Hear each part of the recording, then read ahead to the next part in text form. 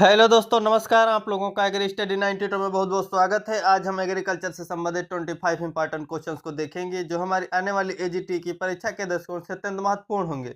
इसमें हमारा पहला प्रश्न है, निम्न में से कौन सी नकदी फसल है? नकदी फसल कौन सी होती है? वे क्रॉप्स होती हैं जिनका हम 100% यूज नहीं करते हैं और बेच देते हैं, उन्हें नकदी क्रॉप बोलते हैं। इसमें मूंगफली है, गेहूं है, धान है, चना है। तो इसका राइट ऑप्शन क्या हो जाएगा? ऑप्शन नंबर इसका ए हो जाएगा, क्योंकि मूंगफली जिसे बोलते हैं एराकिस हाइपोजिया एक दलहनी व तिलहनी फसल है, कह सकते हैं, दोनों के रूप में यूज करते हैं, लेकिन इसको लेगुमिनेसी कुल में माना जाता है। इसका राइट ऑप्शन हो जाएगा ए, मूंगफली जो है एक नकदी फसल है। अगला प्रश्न देखेंगे, भारत में हरित क्रांति का प्रभाव ज्यादातर किस फसल पर देखा गया था? भारत में हरित क्रांति का प्रभाव ज्यादातर किस फसल में पड़ा? ऑप्शन नंबर है धान, बी गेहूं, सी धान एवं गेहूं, डी धान गेहूं व दालें। तो इसका राइट ऑप्शन हो जाएगा ऑप्शन नंबर सी, जो हरित क्रांति का प्रभाव धान व गेहूं दोनों पर देखा गया। यहाँ पर ऑप्शन नंबर सी सही हो जाएगा।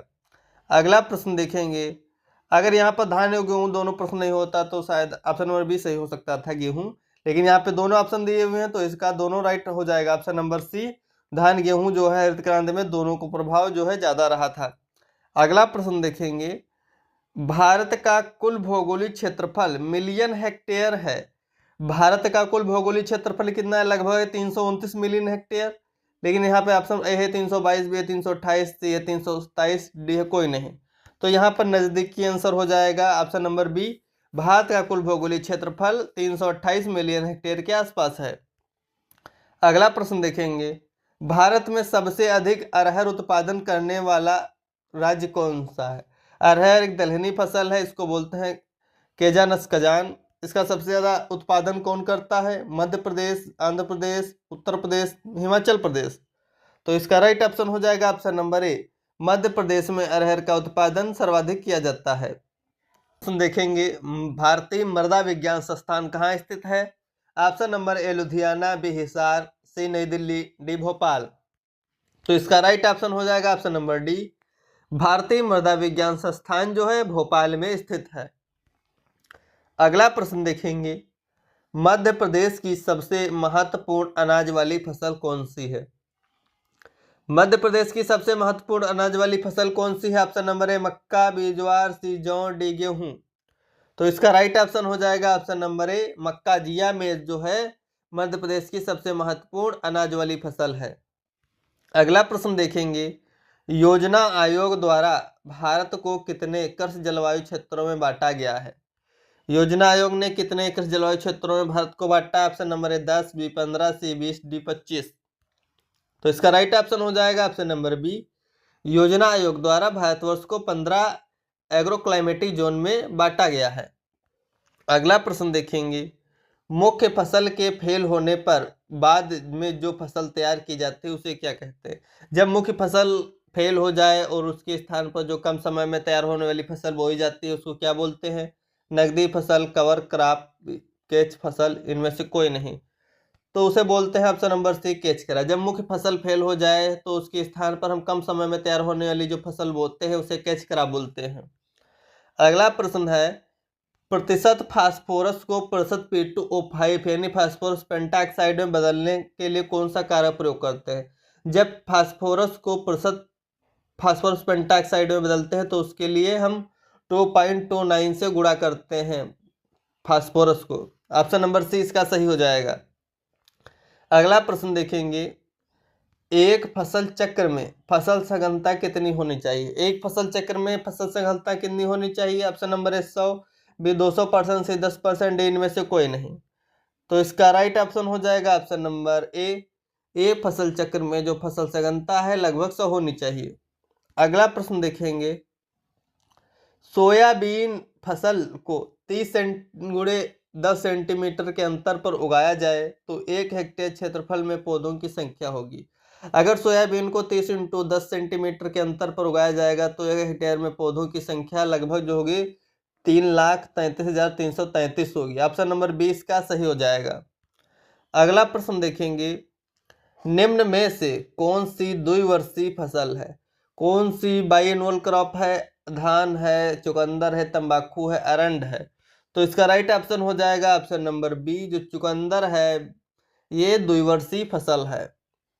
एक वर्ष इसकी वनस्पतिक ग्रोथ होती है, दूसरे वर्ष इसके बीज पैदा होते हैं, रिप्रोडक्टिव ग्रोथ। अगला प्रश्न देखेंगे, कौन सी लेग्यूम फसल को तेल वाली फसल भी कहते हैं? कौन से लेग्यूम क्रॉप को तेल वाली फसल भी कहते हैं?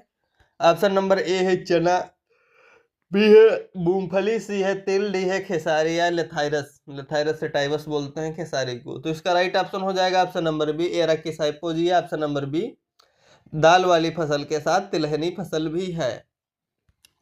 अगला प्रश्न देखेंगे, अरहर को आम भाषा में किस नाम से जाना जाता है? अरहर को आम भाषा में क्या बोलते हैं? लाल चना, बी काला चना, सी बंगाल चना, जी घोड़ा चना।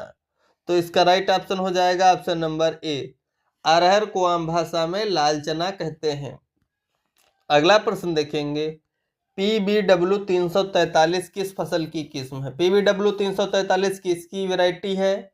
ऑप्शन नंबर ए धान, बी जौ, सी जई, डी गेहूं। तो इसका राइट ऑप्शन हो जाएगा ऑप्शन नंबर डी, PBW 343 जो है गेहूं की वैरायटी है।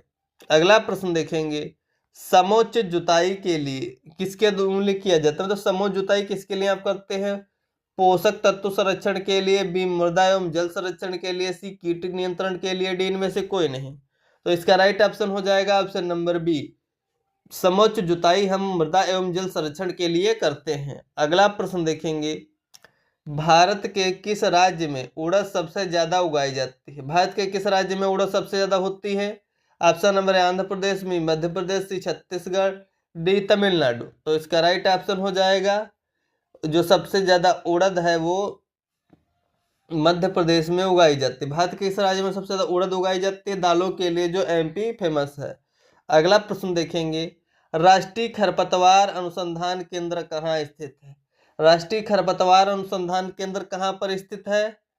Option number A Ludhiana, B Nai Delhi, C Jabalpur, D Hyderabad. तो इसका राइट ऑप्शन हो जाएगा ऑप्शन नंबर सी, राष्ट्रीय खरपतवार अनुसंधान केंद्र जो है जबलपुर में स्थित है। अगला प्रश्न देखेंगे, अंकुर, अलंकार और गौरव किस फसल की महत्वपूर्ण किस्में हैं? ऑप्शन नंबर ए इसमें सोयाबीन, बी है गेहूं, सी है सूरजमुखी, डी है कुसुम। तो इसका राइट ऑप्शन हो जाएगा अंकुर, अलंकार और गौरव जो है सोयाबीन की किस्में हैं। मध्य प्रदेश में सोयाबीन सबसे ज्यादा होता है। अगला प्रश्न देखेंगे, इसका राइट ऑप्शन है ऑप्शन नंबर ए। अगला प्रश्न देखेंगे, निम्न में से जई की किस्म कौन सी वैरायटी है जई की? ऑप्शन नंबर सोनालिका गेहूं की है, DH 147 गेहूं की है, नवीन भी गेहूं की है। कैंट जो हो जाएगी जौ की वैरायटी है, जई की वैरायटी है। अगला प्रश्न देखेंगे, खेसारी दाल में जहरीला तत्व है। खेसारी दाल में जहरीला तत्व कौन है? बोक्स BOCP है, ODAP है, दोनों है, कोई नहीं। तो इसका राइट ऑप्शन हो जाएगा ऑप्शन नंबर बी, खेसारी दाल में जहरीला तत्व जो है ODAP है। अगला प्रश्न देखेंगे, भारत वर्ष की औसत वार्षिक वर्षा कितनी है? भारत की वार्षिक वर्षा कितनी है? ऑप्शन नंबर 112 mm, बी है 112 सेंटीमीटर, सी 112 इंच, डी 112 फुट। तो इसका राइट ऑप्शन हो जाएगा नजदीकी ऑप्शन 112। भारत की जो औसत वार्षिक वर्षा है 120 सेंटीमीटर के आसपास है, लेकिन यहाँ राइट ऑप्शन 112 सेंटीमीटर हो जाएगा। अगला प्रश्न देखेंगे, भारत में दक्षिण पश्चिम मानसून से कितनी वर्षा होती है? 20 से 30%, बी है 30 से 40%, सी 40 से 45, डी 75 से 80%। तो इसका राइट ऑप्शन हो जाएगा ऑप्शन नंबर डी, भारत में दक्षिण पश्चिम मानसून से लगभग 75 से 80 सेंटीमीटर वर्षा 50% वर्षा होती है। हमारा अगला प्रश्न है, वर्षा आधारित खेती में वार्षिक वर्षा कितनी होनी चाहिए? रेनफेड एग्रीकल्चर में कम से कम कितनी वर्षा होनी चाहिए? Option number A 800, more than 800 mm, B है लेस देन 800 mm, सी है 200 mm, सी है लेस देन 400 mm। तो इसका राइट ऑप्शन हो जाएगा ऑप्शन नंबर ए, वर्षा आधारित खेती में जो वार्षिक वर्षा है लगभग 800 mm से ज्यादा ही होनी चाहिए। अगला प्रश्न देखेंगे, चूने की मात्रा निर्धारण किया जाता है। चूने की मात्रा किस में यूज करते हैं? लवणी मृदा के लिए, बी क्षारीय मृदा के लिए, सी सोडिक मृदा के लिए, डी अम्लीय मृदा के लिए। तो इसका राइट ऑप्शन हो जाएगा ऑप्शन नंबर डी, अम्लीय मृदा के सुधार के लिए चूने का प्रयोग किया जाता है। हमारा अगला प्रश्न है, कैपिलरी ट्यूब में पानी चढ़ने का उसके व्यास से क्या संबंध है? कैपिलरी ट्यूब में उसके पानी चढ़ने का व्यास से क्या संबंध है? प्रतिलोमानुपाती, बी समानुपाती, डी दोनों, डी कोई नहीं। तो इसका राइट ऑप्शन हो जाएगा ऑप्शन नंबर ए। केसिकी यानी कैपिलरी ट्यूब में पानी चढ़ने का उसके व्यास से संबंध जो होता है प्रतिलोमानुपाती होता है। अगला प्रश्न देखेंगे, पोटेशियम की कमी के लक्षण सबसे पहले कहाँ दिखाई देते हैं? पोटेशियम की कमी के लक्षण पौधों में सबसे पहले कहाँ प्रदर्शित होते हैं?